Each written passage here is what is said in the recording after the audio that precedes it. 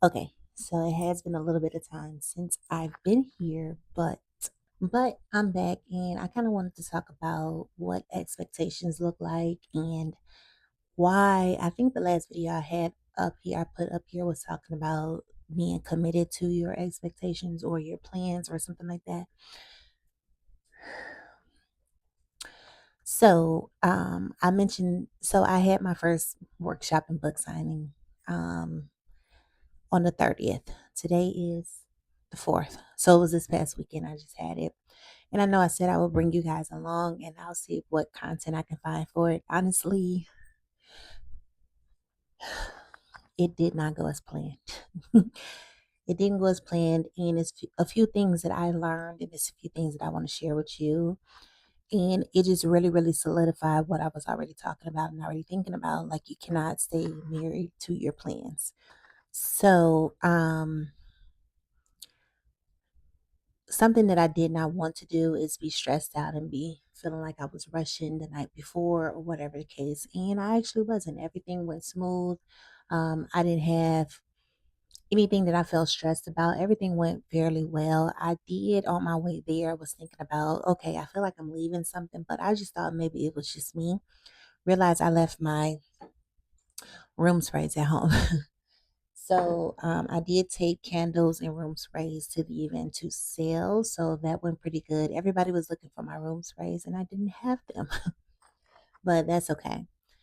So I got to the event at 12. The event started at 1 o'clock. So from 12 to 1, we were going to set up. And then from 1 to 2, it was a presentation. And then from 2 to 3, it was supposed to be the book signing.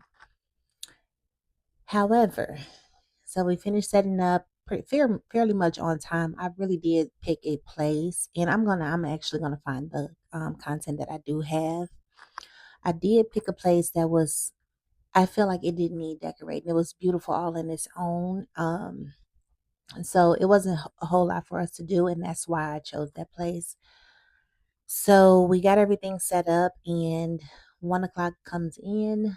Nobody's there. Well, I won't say nobody's there. My aunt and my favorite sister cousin and my dad and my boyfriend was there, and of course my kids.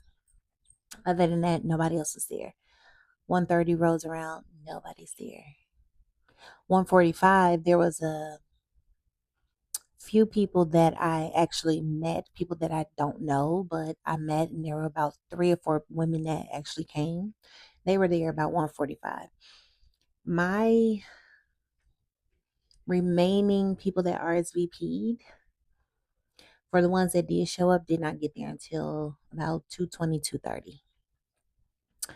When you mentioned heartbreak, my heart was so broken because I was really disappointed. Like, I was really, really disappointed, and I started to feel all these emotions, and I like legit had to stop myself from crying before I can even get started. Simply because in my mind, I'm like, okay, for one, why would you RSVP to an event and not care enough to be there at least a little bit on time? I could see maybe 15, 20 minutes, whatever. But to be like an hour and a half, I couldn't understand it for the life of me. And then the other part of me is that, you know, I just couldn't wrap my mind around the idea of everybody's congratulating me on the book and, so happy for me and this and that, but did not care enough to show up for me on time. That blew my mind. I was so upset. I was so sad because that's just not who I am. That's not how I am. Especially when somebody do something that is an accomplishment to them, or even if I feel like it's an accomplishment, I'm going to make sure that they know I'm standing with them, I'm supporting them and everything that they do. So to have people just not come in until maybe 30, 45 minutes before it was over, I was really, really bothered. But I feel like God was opening my eyes to things. And what happened is that I think, like I said, with my business, I think I thought myself so small. I shrunk myself so small I chose this small place because, of course, nobody knows me for real. I'm really just trying to get myself out there, but I didn't really push it because I knew my first event, my family was going to show up. So I didn't want to oversell the room. I didn't want to overdo it. So I didn't do a lot of promoting of it. And I just did not, I don't know. I guess I didn't think that, I thought that everybody would show up. Everybody who said that they would show up would show up. So I missed the opportunity to really promote and expand my reach to newer people. Um, what I learned.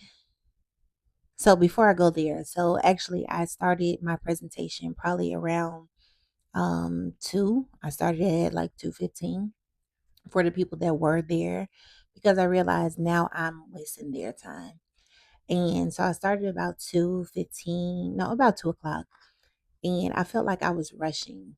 And when I feel like that, I start to panic. And although it wasn't like a crazy panic, my heart was beating a lot faster. I was speaking a lot faster. I was skipping things. Um, I just did not feel like my presentation was as put together as would have liked it to be. But even in that, the people that were there were touched by it. I had even people like in the audience with like tears. And not that I'm looking to make people cry. I'm not.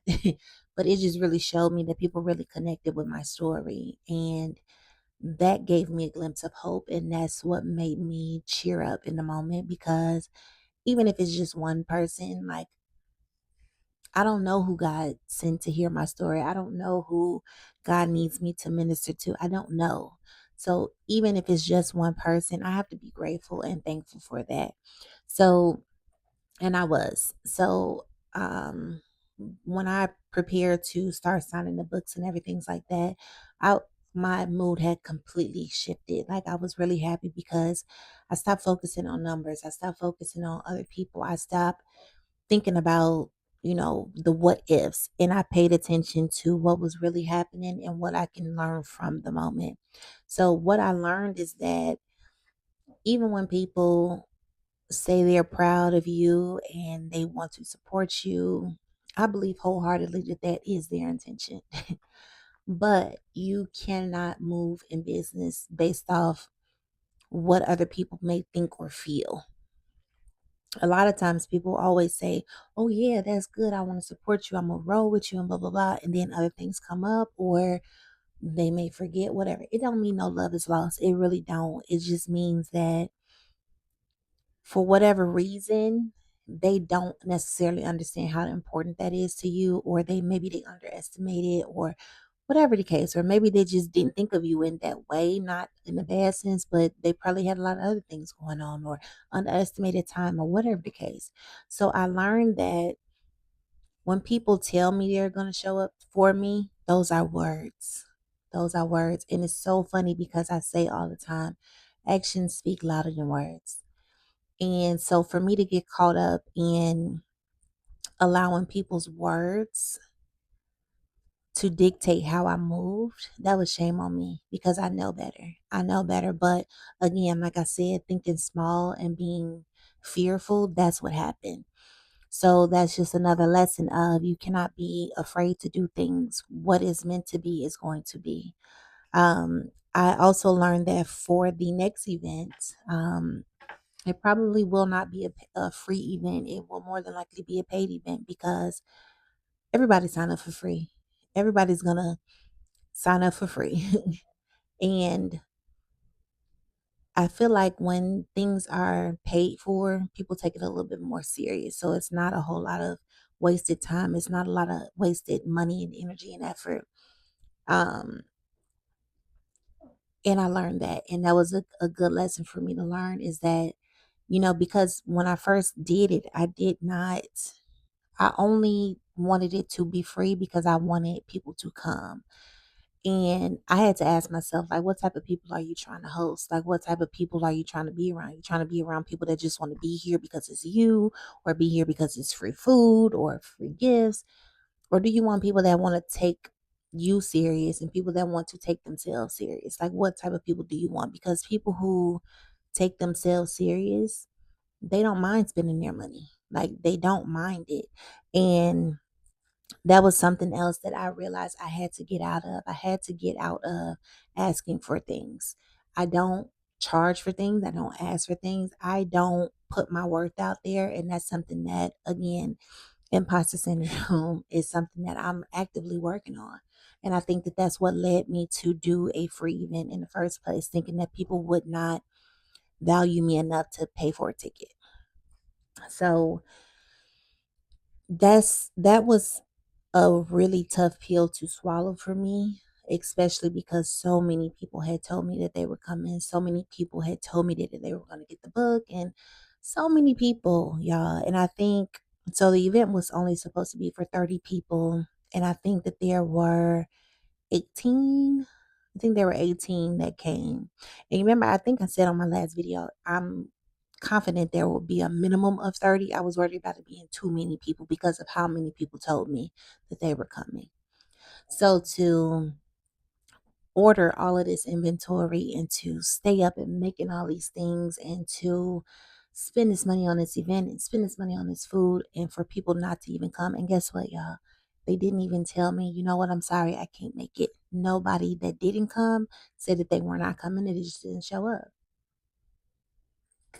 Lesson learned. But overall, I feel like the event was a successful event. And I feel like that simply because I was able to step out a little bit. I was able to practice and feel more confident and just stand on who I am. Like just stand on who I am. And that's something that I wasn't doing. And this event showed me that it's okay. Like it is people out there. Like your people are out there. Everybody is not your person. Your family, they gonna love you all day long. They gonna support whatever you do all day long, but they're not your people. And like I said, that was a very hard pill for me to swallow. And it took me a couple days to really let it soak in. And I went back and I was like, what could I have done different? What could I? No, there was nothing I could have done different. Everything that happened for a reason. Everything that happened to show me. Stop thinking so little bit. Stop thinking so small of yourself. Stop expecting people to be you. That's another thing. Like I expect everybody to be me. And God keeps showing me like day in and day out, you keep expecting you out of everybody else. And that's why you keep getting your feelings hurt. And I just took a vow, I cannot expect people to be like me. Like it's gonna be what it is. I love people regardless. And I know next time I'm not marketing to my family and friends. Like I'm just not going to. If they hear about events or things that I do on like social media posts or wherever I broadcast it at, they are more than welcome to go and do a reservation and purchase a ticket if they want to. But other than that, I'm really looking for my people. I'm really looking for the people that I am assigned to, people that don't just support me because it's just me. I'm looking for people that is interested in doing better for themselves. So it was a big eye opener. I finally was able to get my storage and content or whatever together. So now I can be back doing what I want to do, which is I love posting on YouTube. I love sharing my knowledge and inspiring other people. That's what I do. I love it. And I've been crazy without y'all. No, I'm silly. But that's really what I wanted to say today. Just let y'all know how the event went. And I ended up selling 13 books, I think. I think it was 13 books. So, and honestly, I'm not even sure how many candles I sold. I took 24, I believe. I sold about 15 of them. So I'm in a really good space and I'm really looking forward to the future. And that's why y'all going to see me a lot more. By the way, I did start the new Instagram, the Inner Rise Collective, and we'll talk more about the new business change in an upcoming video. But I did start that Instagram, so if you want to follow me over there, you can. You'll get definitely more of Trisha over there. Um, just figuring out this thing one day at a time. There is no concrete plan. I have no idea what I'm doing. No idea, but I trust that God is using me as a vessel and whatever He wants me to display will be displayed. things that he don't want people to see, y'all won't see it. But I'm actually getting ready to go pick my daughter up from school and just really thinking about what it is that I want to do and going after that and not letting fear stop me. I finally feel like I'm coming out of this shell of hiding. And I think it's only up from here. So make sure you stay here. Make sure you, the best way for you to support me on here is just like my video and watch it to the end. And if you are up to it or if you're on Instagram, make sure you follow me over there. Because, like I said, there will be more content over there. It's a lot easier for me to do Instagram content than it is for me to do YouTube simply because it's very shorter clips and I record everything. So, if you made it to the end of this video, thank you so much. I really, really, really do appreciate you and your support. And I'll see you guys in the next video. Bye.